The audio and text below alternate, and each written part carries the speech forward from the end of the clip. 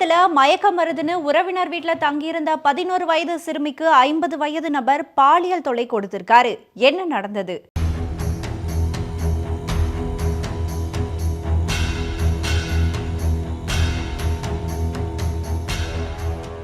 சேலம் மாவட்டம் எருமாபாளையம் பகுதியை சேர்ந்த ஒரு அப்பா, மகள், அம்மா இவங்க 3 பேரும் பக்கத்து ஊர்ல இருக்க பாட்டி ஊருக்கு திருவிழாக்காக போயிருக்காங்க.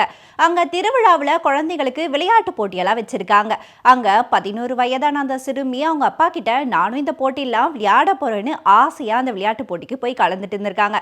அப்பா அந்த குழந்தைக்கு திடீர்னு மயக்கம் வந்திருக்கு. உடனே அந்த பாப்பா அவங்க அப்பா கிட்ட, அப்பா எனக்கு மயக்கமா வருது, வீட்டுக்கு போலான்னு சொல்லியிருக்காங்க.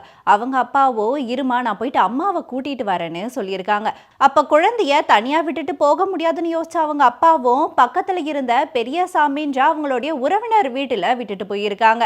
பெரியசாமி கிட்ட, பாப்பாவை பாத்துக்கோங்க, அவளுக்கு மயக்க வர மாதிரி இருக்கா, நான் போயிட்டு அவங்க அம்மாவை கூட்டிட்டு வரேன்னு சொல்லிட்டு போயிருக்காங்க. பெரியசாமியும் அந்த சிறுமி கிட்ட, உனக்கு மயக்க வர மாதிரி இருக்கா, வா நான் உனக்கு மருந்து தரேன்னு சொல்லி மாட்டு கொட்டகைக்கு அழைச்சிட்டு போயிருக்காரு. அங்க அந்த சிறுமிக்கு பாலியல் தொல்லை கொடுத்திருக்காரு. அப்ப அந்த சிறுமியோடைய முழங்கையில அடிபட்டு ரத்தம் வந்திருக்கு.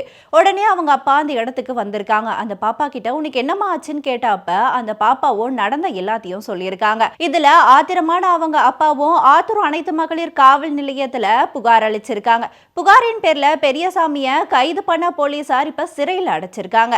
இப்படி உறவினர்னு நம்பி விட்டுட்டு போனவரே குழந்தைக்கு பாலியல் தொல்லை கொடுத்த இந்த சம்பவம் அப்பகுதியில பெரும் பரபரப்பை ஏற்படுத்தி இருக்கு.